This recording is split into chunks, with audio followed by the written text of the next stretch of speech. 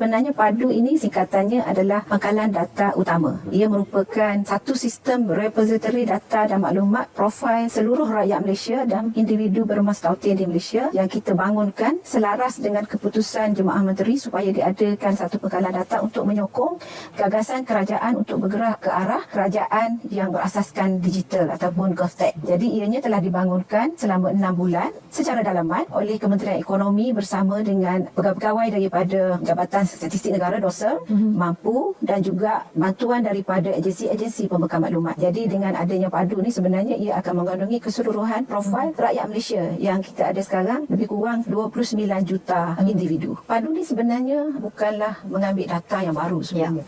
Ia adalah untuk mengumpulkan data-data yang sebenarnya telah ada di dalam lebih kurang 200 pangkalan data kerajaan yang tersedia sebenarnya.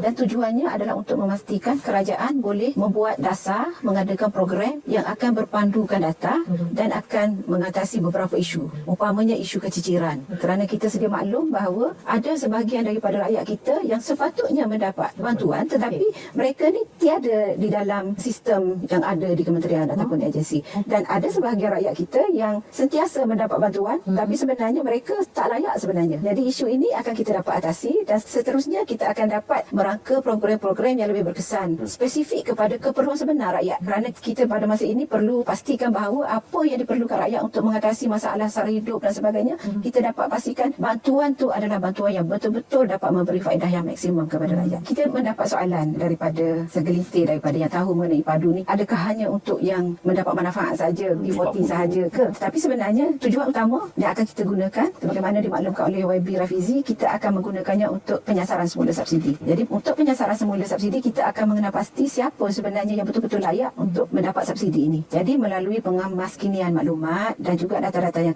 terkini, kita akan dapat kenal pasti sebenarnya bentuk bantuan apa sebenarnya yang kita boleh gantikan dengan melalui penyasaran semula subsidi ini. Dan inilah perlunya kita mendapat maklumat yang betul, yang terkini daripada semua rakyat. Dan kepada yang mungkin dia kata dia ni T20 ataupun yang berada pendapatan yang tinggi, kita kena maklum juga bahawa bantuan kerajaan bukan hanya sekadar untuk memberi bantuan kepada yang bawah sahaja. Kerana sebagai contoh, kalau kita ada bencana, malapetaka, dia akan melibatkan semua orang. Jadi melalui maklumat-maklumat ni kita akan dapat kena pasti siapa sebenarnya yang perlu dibantu, termasuk T20 ini juga. Dan juga mungkin program penyasaran semula, cukai dan sebagainya boleh dilaksanakan dengan lebih tepat lagi.